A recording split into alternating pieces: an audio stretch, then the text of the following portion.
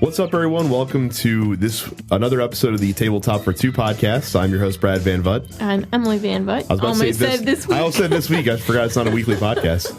The other video game show is, not this one. Oh, geez. So yeah, this episode we are going to be talking about the 2017 releases that have been the most impactful for us for two players so far, and we're also going to talk a little bit about some the games we're most looking forward to that are coming out in the back half of the year. Mm-hmm. We've got a couple Kickstarter projects that of note to talk about as well. Been a while. Been a little bit. And then, of course, some new games that we played to give some impressions of those. Before we get into that, though, as usual, follow us on social media, Twitter, Facebook, and Instagram at Tabletop for Two is where you can find us there. Make sure you subscribe to the podcast on iTunes or Google Play Music. And if you're on iTunes, do us a favor, leave us a 5-star review just to boost the visibility of the podcast if you think we're doing a good job. We have BGG Guild number 2623, which you can check out there. And of course, we are always looking to see what main topics you guys want us to talk about out there. So if you have a suggestion, we will certainly consider it. Just let us know online.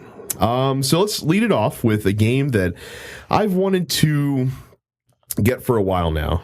Mm-hmm. And it's always been out of print, and it's always been ridiculously expensive. This was like the Great Felled Whale, basically, that was always out there. Yeah, for Felled games. Okay. And this is in the Year of the Dragon. Unfortunately, wait, I thought there's been another Great White Whale that you were waiting for forever. Well, there's always a few.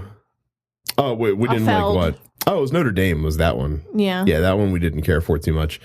Or at least it wasn't that we didn't like it, it's just that it didn't really do anything for us. No. But In the Year of the Dragon was recently reprinted by Ravensburger, and it's a nice 10th anniversary edition that also comes with 2 expansion modules as well. We haven't used those yet. We've just played the base game. Now, In the Year of the Dragon is known for being, or at least I've heard it described as being one of Feld's more brutalizing games, because there's a lot of negative effects that happen in the game. Essentially, the way the gameplay works is you are trying to recruit different people into like your little part of this village that takes place over the course of a Chinese New Year. And every round, you're going to get to recruit one of these people. And the purpose of them is they usually they kind of boost up the effectiveness of different actions, because at the beginning of each round, each player is going to select one action to perform from a group of actions. The way they do it is kind of clever, where in a 2-player game, there's 7 different actions available, and you split them into a group of 4 and a group of 3. And the first player selects a group to choose one action from. And then the second player can either take an action from the other group, or if they need to do an action from that group that the first player took, they can select that as well, but they have to pay money in order to do that, which is pretty tight in this game. Extremely tight. And the actions are usually collecting something of some kind, whether it's rice, fireworks, just victory points, moving yourself on the person track, which is the start player. What was the books? Those are victory points. Yeah, those are victory points. You can also buy, I can't remember what the term they're using in the game, but basically you can buy these scrolls that generate victory points every round for you, which is neat. But where the toughness comes into play is every round, after you've done an action and then selected a new person to add to your tableau, an event is going to happen. And typically, these events are bad. There's like a famine where you have to have enough rice to cover your different houses that you have. There's just, the emperor wants you to pay heed to him, which costs you money. And there's one of them, there's like a plague that happens where people just die unless you have a healer that can stave that off. So there's a lot of negative effects. The point of course, of the game is to plan for them. Mm-hmm. So that as best you can, because you cannot fully plan for everything. No, it's not possible. It's just mitigate the worst from happening, but not prevent it from happening completely. Right. And that's kind of where the crux of the game is. The game lasts 12 rounds, and then whoever has the most victory points when it's all said and done is the winner. Now, like I said, I was expecting this to be really agonizing and really tough, and it really wasn't. But then again, like I said at the end of the game when we were talking about it, it might have been how the tiles fell as far as how it played out, because I think didn't we have we had the emperor and then there was one in between and then there was the emperor again. Mm-hmm. So I don't know. I felt like we might have got a lucky draw as far as how they fell when they came out. Yeah, but there's only so much variation that those are going to have. Yeah, but think about it. If you get back-to-back famines or back-to-back, you can't get back-to-back at the same event. It's not possible the way the tiles are set up at the beginning of the game.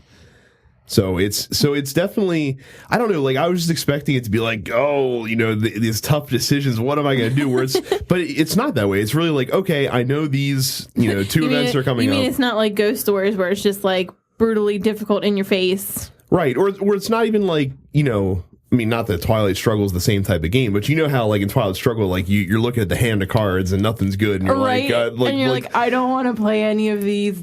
Right. Yeah. And this one, it's like, okay, I know this famine is coming up next round. Is it worth me trying to save everybody? How much do I want to mitigate it? Or can I plan? Or you say, okay, I accept that this one bad thing is going to happen. Well, like, I think I literally, the one round I built just so that I could have like one, because I knew the next round I wasn't going to be able to finish whatever it was.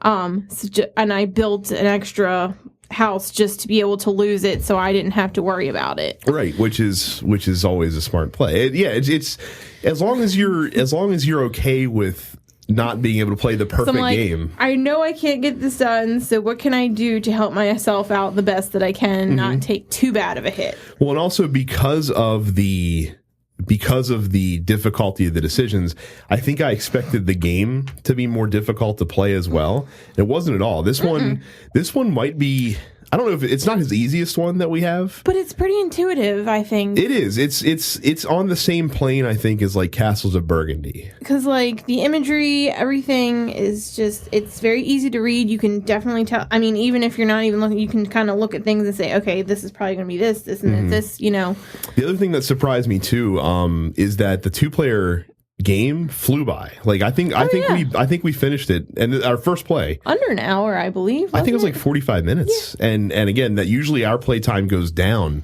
on subsequent plays once we know what we're doing. But I think this one, like I think after the second round, we're like okay, and like we just knew that we had the rhythm of the game. Like I think we even talked about this going into like filler territory, even. Yeah, like this could be like if we're looking for like a power filler. Yeah, like a palate cleanser game. Yeah, sort of thing. It was good though. Like I said, I did enjoy it. Man, where would I mean, it's hard to rank it after one play. It's definitely not among my favorite Felds. Like it's just kind of in the middle to me. No, I know my favorite. Well, I mean, your favorite is my favorite as well. And then our second favorite is probably the same too. Like we probably have Trajan as number 1, and we probably have Castles of Burgundy at number 2. And probably Bruges at number 3, and then this would fall into that fourth and later category, basically, like right in the middle. But it's good enough that it's staying in our collection, and I'm looking forward to. It is worthy of shelf space. Yes, and I'm looking forward to seeing what the expansions add, because there's apparently a Great Wall expansion which adds an 8th action to the mix where you can build the Great Wall of China, and I'm not sure how that factors in.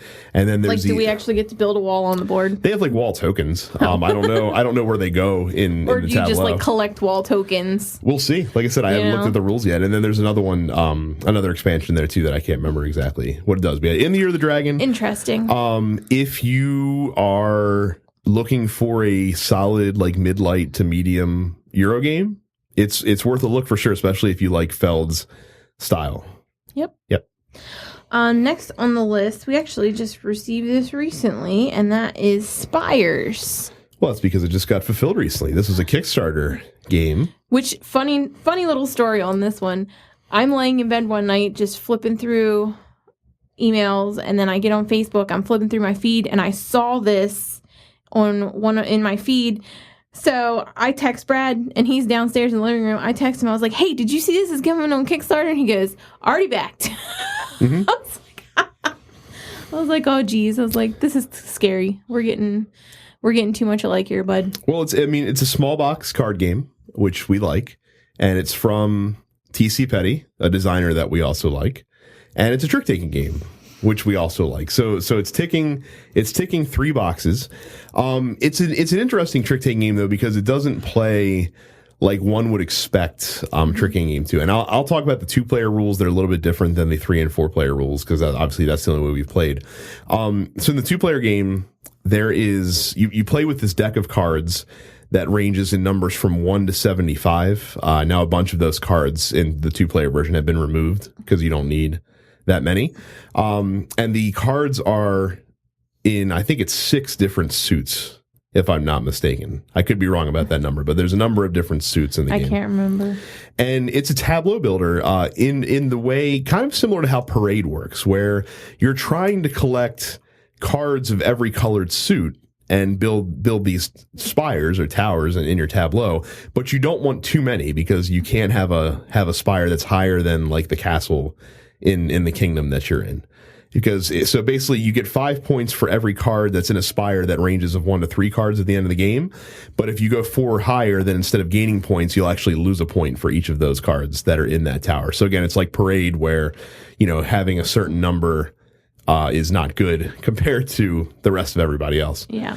But the way the action works is there are 2 card markets in the game. Each player also has a hand of 4 cards at any given time.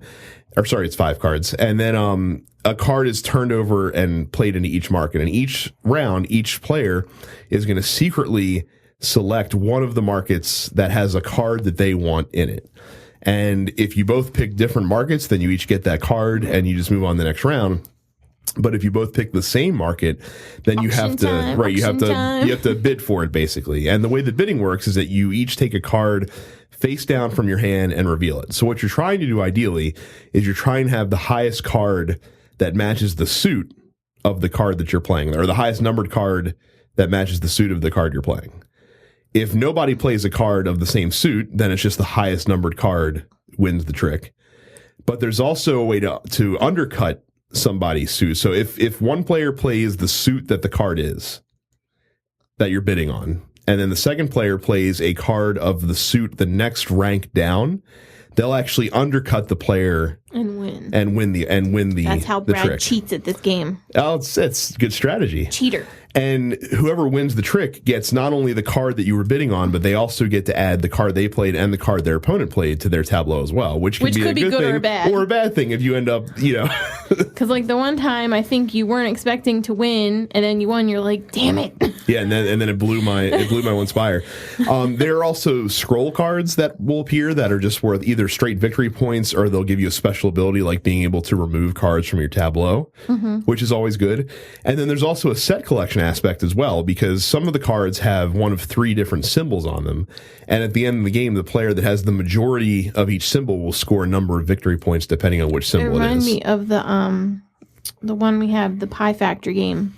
They had the little symbols on the cards for that too. Considering that the Nevermore Games published it, and Brian Fisher, I believe, owns Nevermore Games, and he's the one that designed Pie Factor, I wouldn't be surprised if there was some direct influence from that specific mechanic. That's when I was sitting there playing, I'm like, and you're like, oh, and don't forget the symbols. I was like, oh, it's like Pie Factory. Yeah, TC Petty would have to confirm or deny that one, but I would not be shocked if that specific game was directly influential for that particular aspect. But like I said, once you've gone through the whole deck, then whoever has the most points will win the game. This is a great example of a game with a low profile and very low rules overhead, but it's got some interesting gameplay and some fun strategies. Like I said, we love trick-taking games. We especially love trick-taking games that can be played with 2 players, which are not always the most common thing around. No. And this one definitely scratches that itch. And the thing I also like about it is that I think I like Haggis better as a game, but Haggis also requires a much greater commitment, because Haggis, like, it's plays like a traditional trick taker where you are playing to a set number of points and you have to play drumming. Right, you have to play several hands to get to that. With Spires, if you just want a quick little palate cleanser or a quick filler, you can knock out a game of this in 15 minutes. Or say, and be good to go. Waiting for your son to get tired and we're not watching the movie that's on. We played it on the couch. Yeah, that worked too. Or if you want a little bit deeper experience, you could do best of 3, that sort of thing. The Kickstarter campaign also came with some different scroll cards that you can use to replace some of the scrolls in there, which give you other abilities like being able to designate a specific... We could take this on vacation with us. Yeah, we could. Yeah, but I know one of the scrolls they have a scroll I think for each colored spire, and if you have that scroll, then those cards will be worth double points at the end of the game or something like that, for example. So it's like I said, there's some room to play and some room to grow with that. But yeah, Spires is solid. Would definitely recommend if you're looking for a good card game to check this out once it finds its way out there. Cool. Any other thoughts for you? No. I really, really enjoyed it. I'm glad we backed it. Very glad we backed it. Cool. Now, we wanted to come back. So we've talked about Arkham Horror, the card game, before. The one we finally committed to. Right, the LCG that finally works for Emily. What? Rude. I mean, am I wrong? Rude. It's still right. That's Rude. fine. But we wanted to... We've gotten a ways into the Dunwich Legacy campaign so far. So I wanted to talk about that and what it's added to the game and how we felt about that. And this one, so like the original campaign that came with the base set really does serve as like an introductory. It kicked our booties. It did, but it's supposed to. Like, it's just kind of supposed to show you the game. Like, so far with Dunwich Legacy, I've enjoyed the connected narrative that it has. I've enjoyed the fact that the stuff that happens in the campaign seems like it's going to have a much far-reaching effect, especially because the first campaign was only 3 scenarios. This one is 8 scenarios long. Dunwich Legacy is. Well, I like the fact that we finally seem to have gotten to the point where we know what we're doing. Because like this last one, we didn't get our butts handed to us. Well, but I think a lot of that, too, is the other big benefit, of course, from getting the set is all the different cards that get added through the different expansion packs that come out, which give you a lot more flexibility, not only when constructing your initial deck and really being able to tailor it towards how you want your character to play, but also with the cards that you add during the campaign as you gain experience points. Like in the first game, I really did feel handcuffed in the first campaign just because the card pool was limited. And I'd actually be interested to go back and play that first campaign with all the cards that we have now, because I feel like that we'd be able to survive a lot better. Didn't your guy die? He did. Yeah. At the end of it. I mean, we all died because we lost, but in the first campaign. But yeah, I just love the different options. And like, I have a character that I built around being able to investigate very easily, but I also have some cool cards that if I do get into a jam, if I get into a fight, that I can either escape easily or do like these massive one-shot attacks. I have the butt kicker. Really well. Right, and you're like the damage control person, but you can also investigate in a pinch if we need like a desperate clue. Well, because I have a lot of those. I've tailored mine to because my girl, I have Jenny, and she's straight across the board. All her numbers are the same. I said, so I kind of have those ones where if you fail a test by this, you can immediately get 2 clues, stuff like that. I kind of, because I know that her stats are all the same. Right. I kind of tailored it to kind of help me out. Well, and I felt like, too, like, just being able to watch your deck grow and deal with the different problems that the scenarios come up with is much more satisfying, because I felt like the difficulty spiked a lot in that Night of the Zealot campaign. It didn't really give you a chance to catch up with it. You didn't have a chance. There was no chance whatsoever of ever being able to beat that, I don't think. Right, but it's been really satisfying because, like, I know with this new campaign that we've done, we're excited to play. I want to play. Right. Well, and we did okay with like the first scenario, and the second scenario I felt like we did a little bit better, but we were still kind of getting out by the skin of our teeth. And then the third scenario we did, which was the Miskatonic Museum, we pretty much had it well in hand from beginning to end. Like, I was actually waiting for the other shoe to drop at some point. Well, because, what was the Hunting Horror? How many times did I have to kill him? 4? Yeah. Oh my god. But it's really been satisfying to play with this new set of cards. And I wasn't expecting like the deck building to be as satisfying with this game, because I figured that the game was built around the scenarios more so. But it's been really fun, like looking at the different cards you can add and throwing them in. I'm quite enjoying being able to get rid of some of the crap that's in my deck and get some good stuff. Yeah, absolutely. And just kind of tailoring it and really just honing the deck to be what you want. Now, of course, the big downside to all this, not if any of you guys are like, wow, this sounds interesting, it might be worth checking out, is that there is, of course, the big financial investment with this one so far. So I know that between the stuff we bought, we have 2 core sets, right, and then everything else they put out so far. Every expansion thus So just far. doing the math in my head real quick, so that would be 80, 110 with the box, and then 3 times 30. So we probably spent about $200 so far, plus the insert for the game. And that's a superfluous thing, so I'm not going to count that in. Yeah, but it's kind of a necessary thing too. Well, yes and no. I'm actually fine. I've actually found the insert that we have is running out of room very quickly as we get more of the campaigns and stuff. Yeah. But yeah, so we spent about $200 so far. Good thing we kept the other box. Yeah, and that's not, and I'm not bemoaning that. Like, I don't mind paying a high dollar for an experience that I'm enjoying. It's not like it's $200 in one shot. It's been a little bit here, a little bit there. You know what I mean? Right, but that's still... like, we bought the first course. Hun, we've spent more than that on a friggin' Simon Kickstarter. I get that, but that's still a significant expenditure.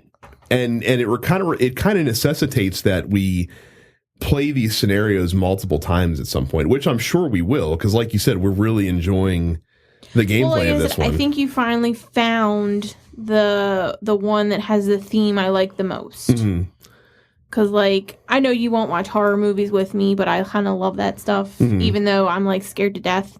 You know, I love it. Well, my point was, though, like, for people listening that might be interested to get into it, like, you have to weigh that consideration before you take the dive in. Because, again, the scenarios can be played standalone, and that's fine to do. So if you just bought the core set and Dunwich Legacy, there's still a lot of play value. And we got in right box. at the beginning too, right? Well, which makes it easier, yeah, for sure. But like I said, if you want that whole Dunwich campaign, you have to buy the deluxe expansion, and you have to buy every blister pack that's come out, which is 6 of them so far. So it's not an insignificant amount of money, I'm saying. Ours for just one, get delivered, don't they? They do, yeah, because we have the Team Covenant subscription.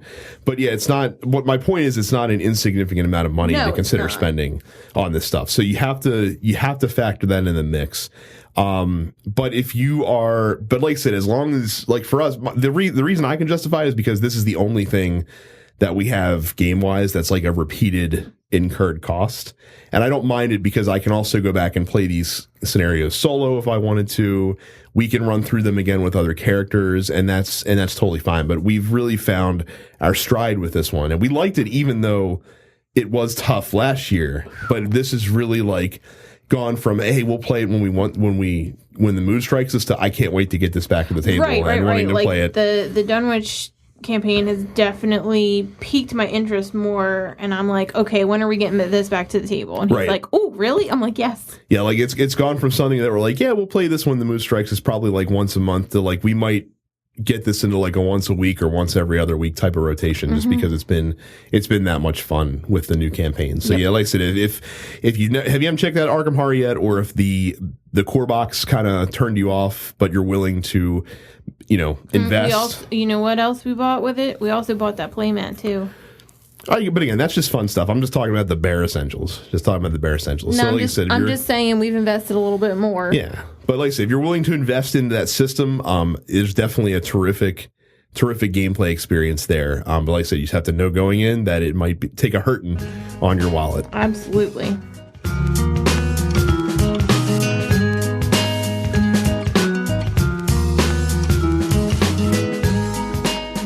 All right, so we are back. It's been a little bit since we've talked Kickstarter projects because there really hasn't been a whole lot that's been catching our eyes lately. Well, no, it's just our wallet is hurting. So, but I mean, like if there was something that I'm like, oh, that looks awesome, I want to play it, we'd get it. But that hasn't come along really a whole lot. But 2 more projects popped up this week that I'm pretty sure that we're going to be investing in. So we figured we'd tell you guys about them so you could check them out too, in case you were interested.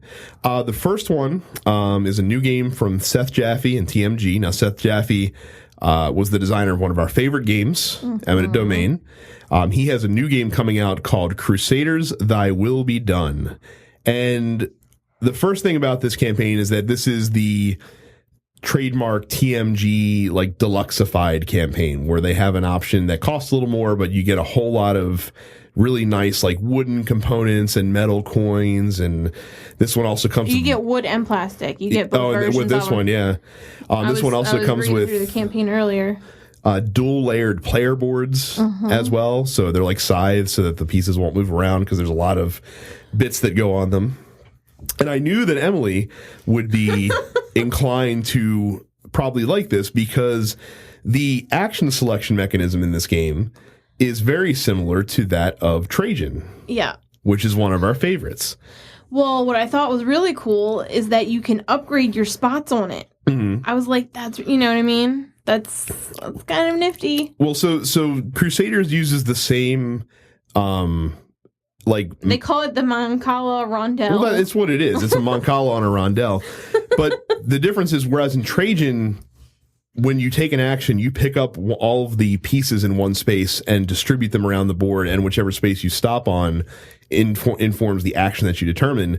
In this one, you actually decide which action you want and then pick up the pieces off that space and distribute them. But how many pieces are on the space determine how powerful the action is. Mm-hmm. You also have a bunch of knights. Each player is going to get a knight at the beginning of the game, but they all have asymmetric powers on them. So you get a power up of some kind that's going to be different from every other player. And there's also a game board. It's also sort of like an area control game where you're trying to spread out your faction's influence across this map, and there's buildings to put out, and right, and putting out different types of buildings looks like it offers you different like bonuses or power ups or stuff like that as you go along as well, which is very neat. The production value is off the charts as usual with these deluxe TMG editions, and it's a legacy game. Is it a legacy game? Didn't you? No. Was this the one I was looking at? I think you're looking at Charterstone, which we'll talk about a little bit later. Mind, yeah, sorry. That ain't this. So, I got too many things going through my head right now. That's all right. So as we are speaking about this, the project it's funded. Yeah, it's totally funded and unlocking a ton of stretch goals. It has about 2 weeks left as you're listening to this. When I looked at it, there was only like 2 stretch goals that hadn't been fulfilled. Mm-hmm. And it's if you want the super deluxe version, it's $70. The regular version's $50. Plus shipping, right? It's like $6. It's negligible. So, but yeah, check it out if you are interested. If that sounds interesting, and I'd say that if you are a fan of Trajan, that might be something that would be worth checking out for sure. The other game we're looking at this week is a campaign from one of my favorite publishers, Victory Point Games. And they're coming out with a new cooperative deck building game called Renegade that is it's got like a cyberpunk aesthetic to it, which I'm a big fan of.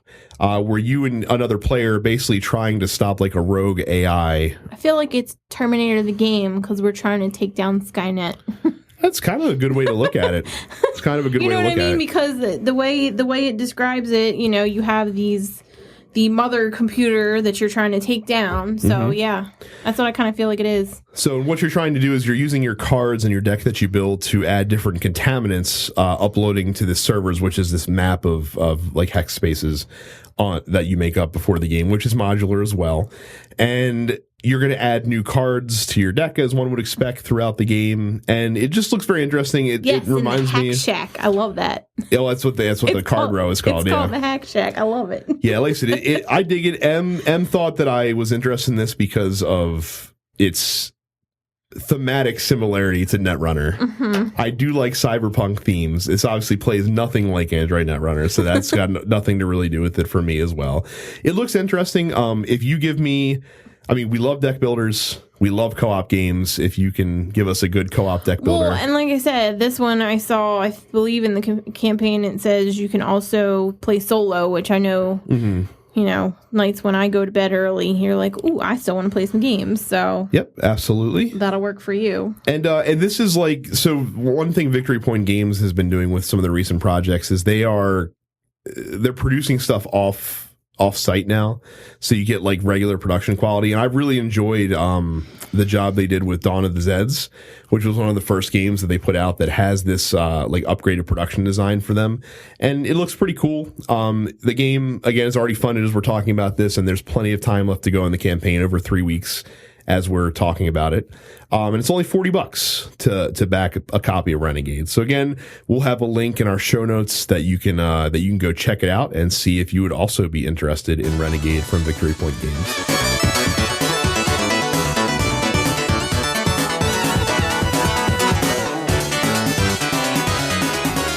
Today's topic is going to be our favorite games of 2017 that we've played So far. thus far. Yeah. I gotta say too, I remember we did this. Looking pretty slim for 2017. Well, I remember we did this. We did a similar like mid-year review thing last year as well. I feel like there was a lot more on our review last year. I feel like there was too. Yeah, this one there definitely has not been as many games for us. But looking at the games on this list, they're a lot meatier, I think. Some of them are for sure, and also too. One thing that I've noticed about this year is there's been a lot of expansions that have caught our eye. Yeah, quite a bit. Absolutely. So we'll get right into it. Let's get into the one that a lot of people probably are talking about so far this year, and that's Gloomhaven, which is probably the most notable release I think that's come out in board gaming this year so far. The one you almost lost your mind over. Why? When they misdelivered our package. Oh, yeah. Well, that was the whole big thing. So, it's because FedEx was being... We're going around knocking on neighbors' doors, like, because it says it's delivered, and I'm like, it's not here. That was an expensive box. I didn't want to... Well, as I said, and then, like, the next morning, a neighbor comes across, knocks on the door, and says, hey, they delivered this to us. I'm like, oh, thank God. So, we've talked about Gloomhaven a bit on this show before. We haven't really been playing it lately, though. Just because the one thing that I would knock it is that setting it up is a bear. Brutal. Like the times we have played it, I found it's been more effective if I set it up like well before you get home. That'll be like a day he's home from work and he'll text me at lunchtime and be like, so you want to play Gloomhaven? I'm like, sure. And then we'll go back and forth though. What do you want to play? What do you want to do this? And he'll have it set up and ready to go. That way once we have dinner, Xander goes to bed, we can just take the top off the table and go. Yeah, and that's worked out really well.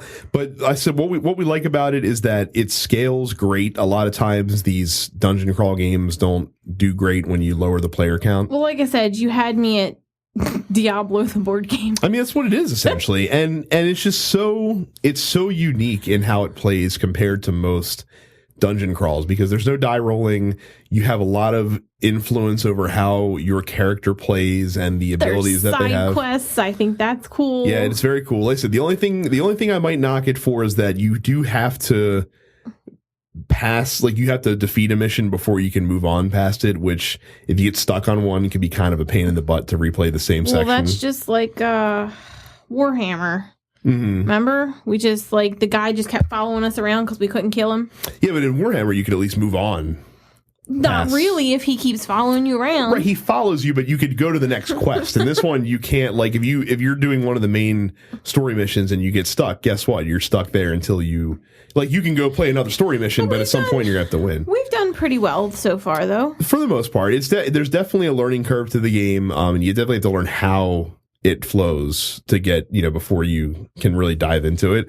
But like I said, as far as just uniqueness and how it plays, it's definitely worthwhile checking out. So we've recommended it before. Certainly so far this year, it's been one of the games that have stood out the most to us. Next, I'm talking about this because it is a 2017 game that we love, but we did actually give this an award for 2016 because we got our copy last year, and that's Santorini. Well, but it didn't come out retail until this year. The official release is this year. Santorini, terrific abstract game with variable player powers, which is very cool, adds to the replayability. I love it. It's terrific, and like I said, if you're talking production quality, one of the nicest games in our collection for sure. Oh, yeah. But Em and I really like abstracts quite a bit, and this very quickly became one of our favorite abstract games for sure. Just a lot of second guessing. We have quite a few, don't we? We do. This one's up there just because of how you can sort of lead your opponent along and try to get them to do something that you want them to do so that you can set up for, a game-winning play or something similar like that, which is very fun. And it's always fun when they have the realization, usually the turn or two before you win the game, we're like, oh, and they realize there's nothing they can do to stop you from. It's like in chess where you just kind of lay your piece down. I'm like, all right, I'm done. I said, I know you got me. I'm done. Goodbye. But yeah, terrific release for 2017.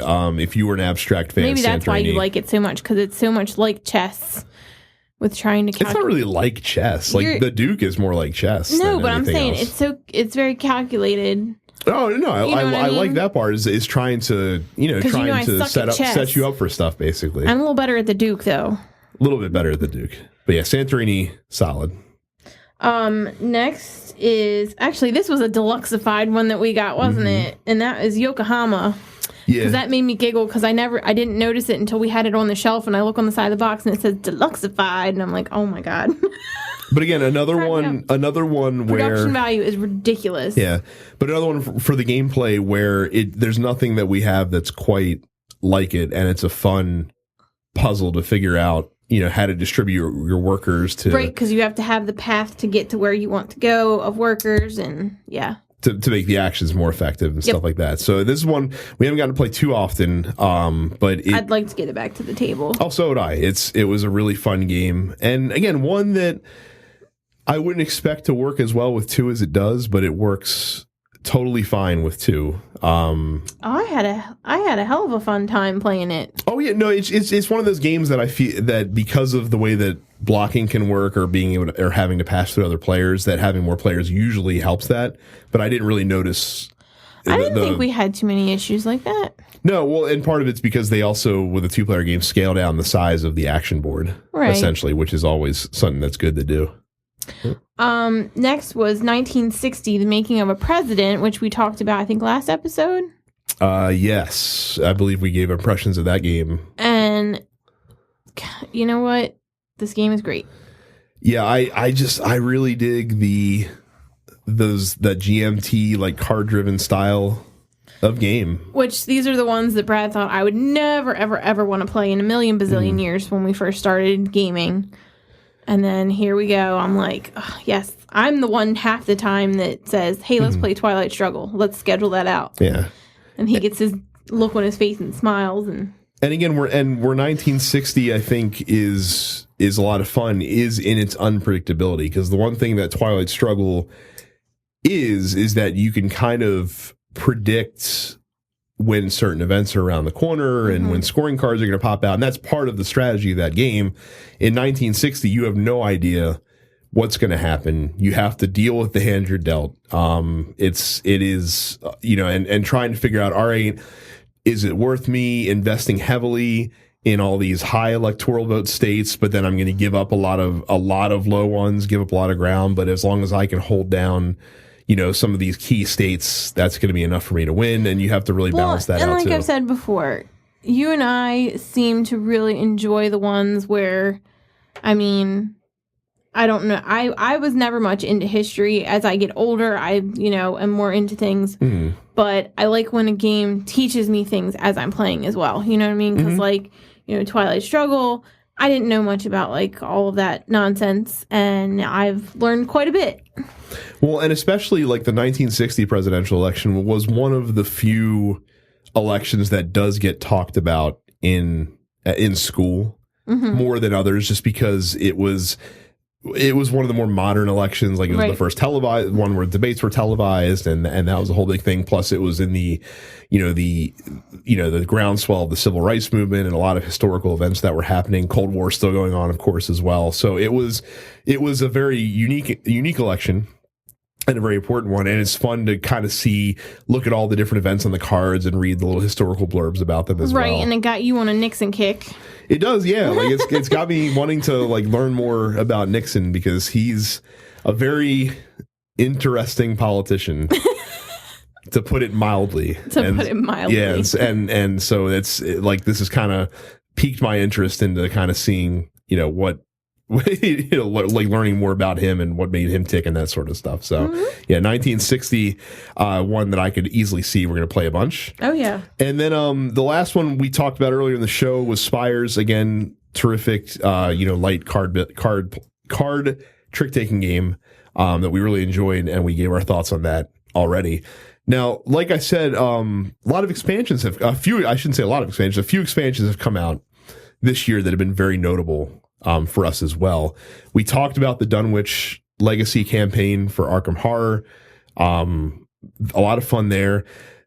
We also have been talking a lot lately about Clank on this podcast. Clank is so fun. And the Sunken Treasures expansion is, like I said, a no-brainer for that one. When we reviewed it, we said if you love Clank, it's a no-brainer to get it. Having the 2 extra maps, having the extra cards, has increased, the replay value of that game considerably, for sure. And then the other one is an old standby, the Aztec expansion for Imperial Settlers. Another expansion with very, cool components to it. Just adds another new wrinkle to the mix for that game. And yeah, that one's a good one as well. So we also, this week with this topic, we tried something we haven't done yet on this show. We do it on other shows, usually very popular. Kind of a question of the week, though. I didn't know about this, just FYI. Oh, that's okay. I was just told, about 5 minutes ago. just to make sure I didn't forget to go over, because I forgot to write down the docket. But yeah, we asked you guys out there on Twitter, what were some of your favorite? Yeah, well, it's our both Twitter account. What were some of your games that you have played so far, 2017, that you thought were terrific with 2? The Game Shelf said that they haven't had a game that's knocked it out of the park yet. We're kind of in the same boat as you. But the best so far have been Yamatai and Barren Park. Barren Park's one I've been hearing some stuff about lately. It's a newer release as well. But both light games that they like to play as a couple. Justin Price says The Fox in the Forest is a standout so far. Santorini, of course, is also excellent with 2. Absolutely. Let's see. We have Neil Lavery saying that for a 2-player specific game that released in 2017, I'd have to say Saboteur The Duel. I didn't know they came out with a 2-player version of Saboteur. Saboteur is like a I'm gonna say I don't even know. That's why I gave you that look. It's like a party game that we've never played.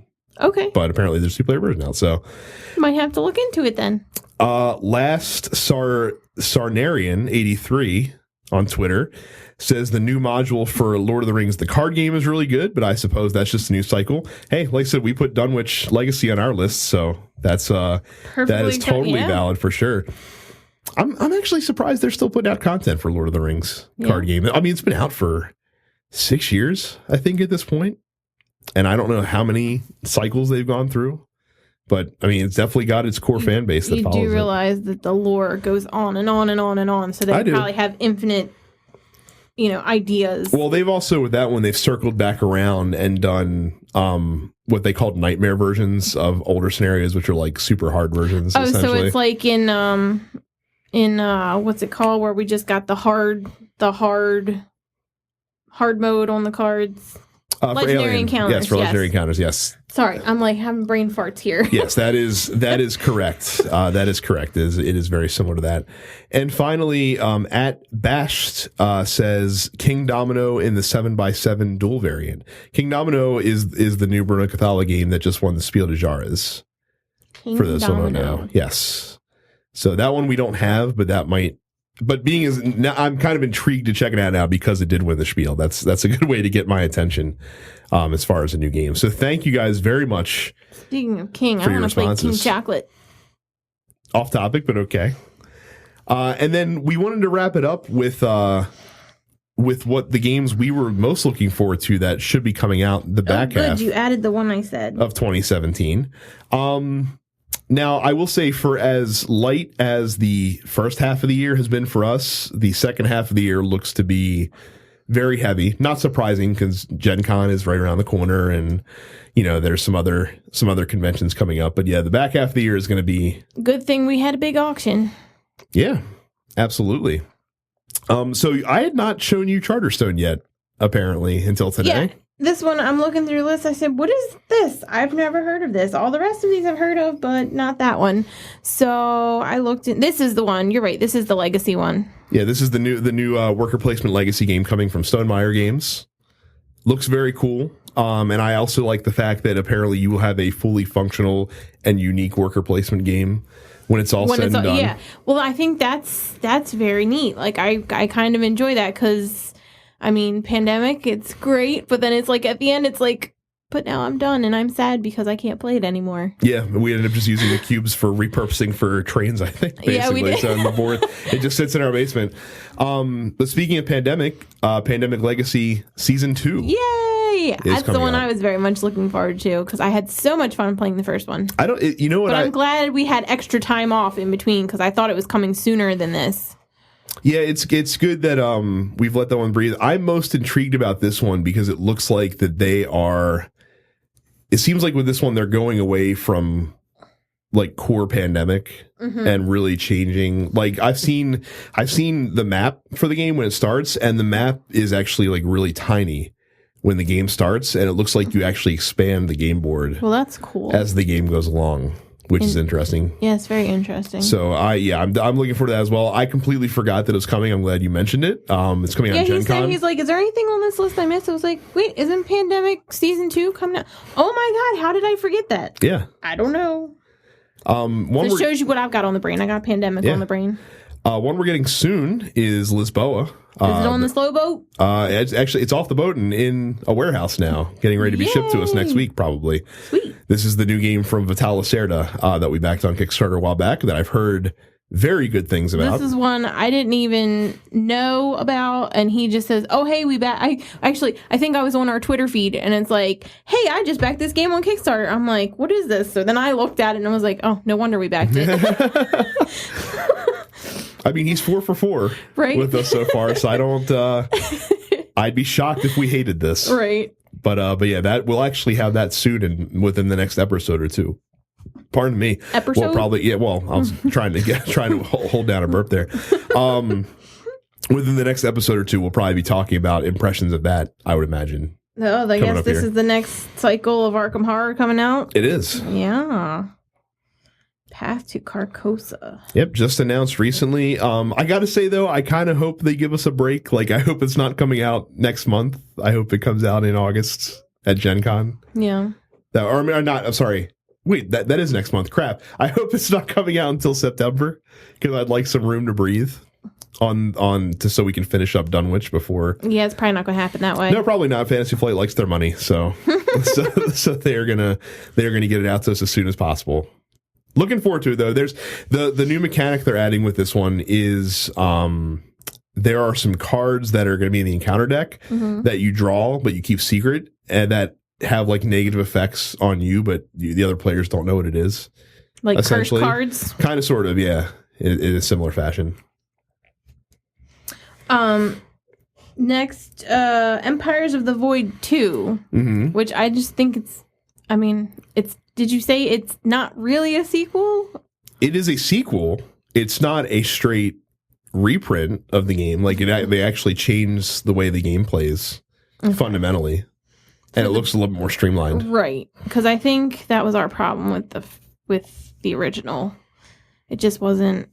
Oh, we liked the first one. We liked it, but it was still a little bit much. I think this one will get to the table more than the first one did. Because the first one required a pretty... Not a heavy commitment, but a decent commitment to play.